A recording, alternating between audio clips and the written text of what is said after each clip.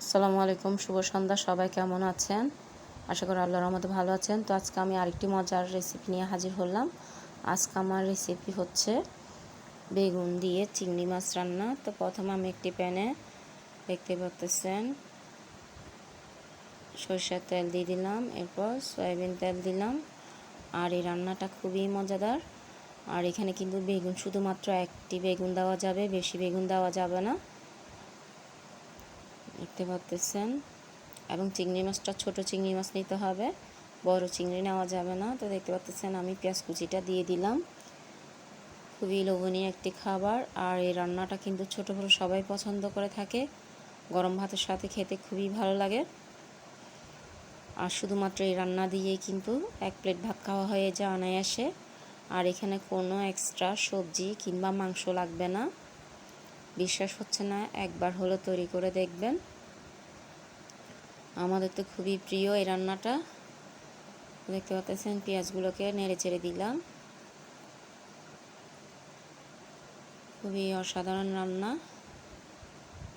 আর আমি চেষ্টা করি চিংড়ি মাছটা শীতকালে সংগ্রহ করে রাখতে, কারণ এই চিংড়ি মাছ কিন্তু গরমকালে প্রচুর দাম।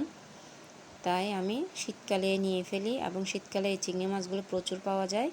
তো দেখতে পাচ্ছেন আমি বেগুনগুলো দিয়ে দিলাম। আর বেগুনটা কিন্তু এইভাবেই কেটে নিতে হবে, বেশি বেগুন দেওয়া যাবে না। দেখতে পাচ্ছেন আমি একটু নেড়ে চেড়ে দিচ্ছি।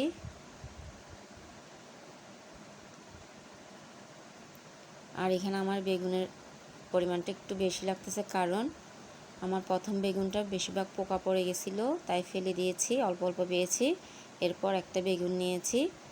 এরপর আমি টমেটো কুচি দিলাম, স্বাদ মতো লবণ দিলাম।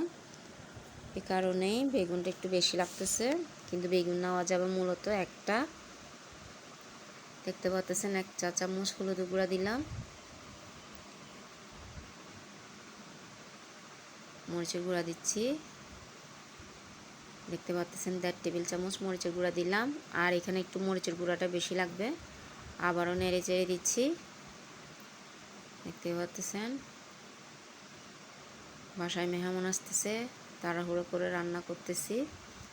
আর পাশের চুলাতে কি আছে সেটাও আপনাদেরকে একদিন ভিডিওর মাধ্যমে দেখাবো। দেখতে পাচ্ছেন পানিও দিয়ে দিলাম কষানোর জন্য। একটু কষানো হয়ে গেল, আমি চিংড়ি মাছটা দিয়ে দিলাম। চিংড়ি মাছের পরিমাণটা একটু বেশি লাগবে। দেখতে পাচ্ছেন নেড়ে ছেড়ে দিচ্ছি। খুবই মজাদার খাবার।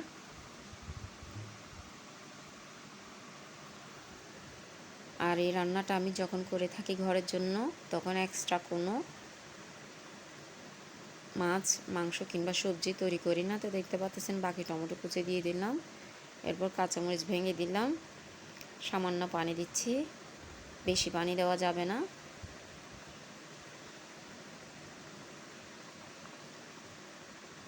দেখতে পাচ্ছেন পর আরও 2টো কাঁচামরিচ দিলাম, ধনিয়া পাতা দিয়ে দিচ্ছি, যেহেতু রান্নাটা হয়ে গেল তাই।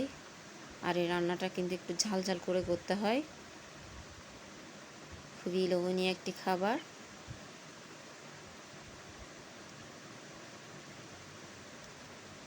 এক একটা এক এক সময় এক একটাভাবে রান্না করে থাকি। তো দেখতে পাচ্ছেন মাশাআল্লাহ তৈরি হয়ে গেল আমার বেগুন দিয়ে চিংড়ি মাছ রান্না। আর এটা কিন্তু এই ঈদে প্রথম রান্না করলাম। আশা করি আপনাদেরও ভালো লাগবে। তো দেখার জন্য সবাইকে ধন্যবাদ।